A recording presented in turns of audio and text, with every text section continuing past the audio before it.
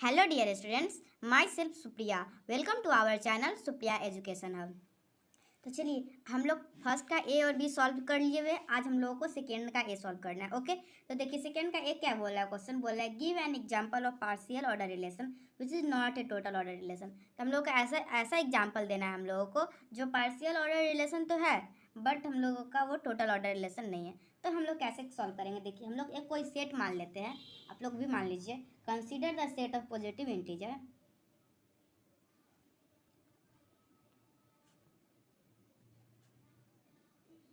consider the set of positive integer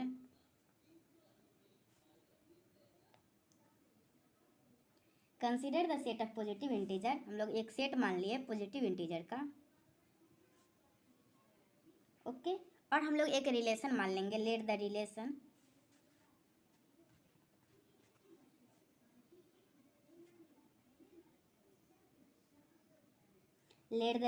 less than equal to be defined on an be defined on n by requiring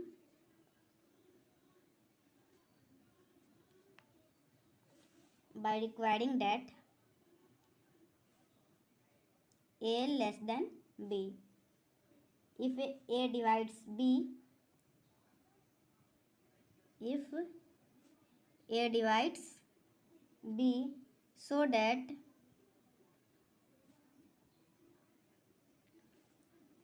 n जो है ना, n हम लोगों का वो less than और इक्वल टू है इज अ, ये जो है ना हम लोगों का पार्शियल ऑर्डर सेट है बट टोटल ऑर्डर सेट नहीं है। तो is a partial order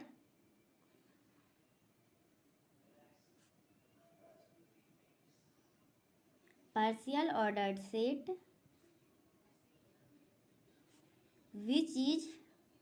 which is not totally ordered. Okay, ये हम लोग मान लिए एक सेट और हम इस सेट को हम लोग देख लिए। तो चलिए हम लोग इसको प्रूफ कैसे करेंगे, देखिए एक रिलेशन ले लिए हम लोग लेस देन और इक्वल टू, और हम लोग बोल रहे हैं ये जो है वो पार्शियल ऑर्डर रिलेशन है बट ये टोटल ऑर्डर रिलेशन नहीं है। ओके, तो अब हम लोग देखते हैं इसको प्रूफ कैसे करना है। तो हम लोग ए बी सी तीन एलिमेंट ले लेंगे, ये एन है ना एन, इसी में से कोई भी तीन आर्बिट्री एलिमेंट ले लेते हैं। ओके, तो आप लोग लीजिएगा let a b c belongs to n be arbitrary,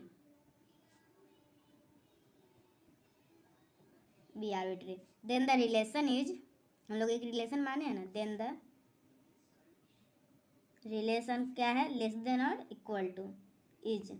तो हम लोगों को क्या प्रूफ करना होगा, अगर हम लोग को प्रूफ करना है कि वो जो रिलेशन है वो पार्शियल ऑर्डर रिलेशन है, तो उसके लिए हम लोग को रिफ्लेक्सिव, एंटीसिमेट्रिक और ट्रांजिटिव ये तीनों कंडीशन को प्रूव करना होगा। तो चलिए हम लोग ये इस तीनों कंडीशन को प्रूव करते हैं। तो सबसे पहले हम लोग प्रूव करेंगे रिफ्लेक्सिव। ओके,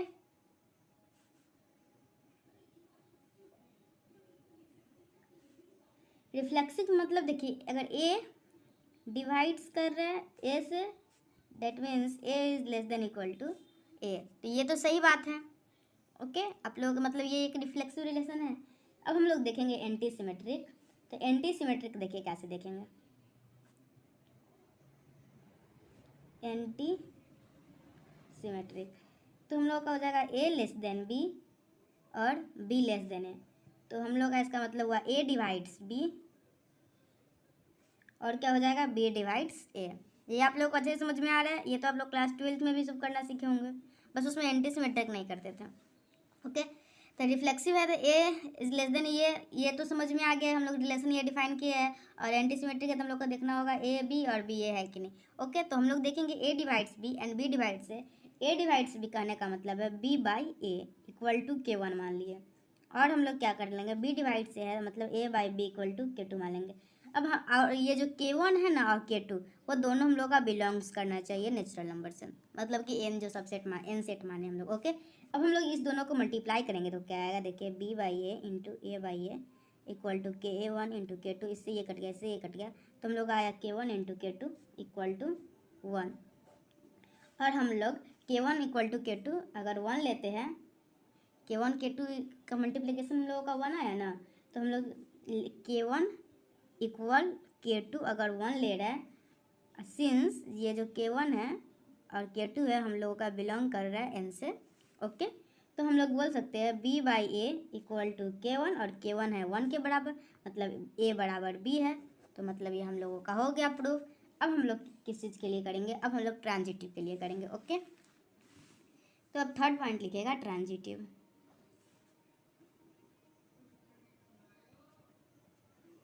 अब हम लोग प्रूफ करने वाले हैं transitive.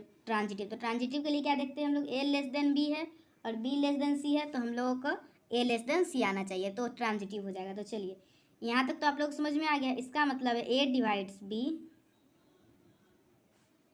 And B divides C. हम लोग ए डिवाइड्स बी को बी बाई ए लिख सकते हैं इक्वल टू के, और and C B divides C को लिख सकते हैं हम लोग C by B equal to K2। अब हम लोग दोनों को मल्टीप्लाई करेंगे तो हम लोगों का आ जाएगा B by a c by B equal to K1 into K3। और सब जगह लिखते जाइएगा, K1 K2 है वो बिलोंग कर रहा है N से, ओके। अब हम लोग आगे देखिए क्या होगा हम लोग का। देखिए ये B से भी कट जाएगा, तो C by a equal to हो जाएगा K1 इंटू, यहाँ जो C बाई बी है ना इसको हम लोग K3 ले लेंगे, ओके।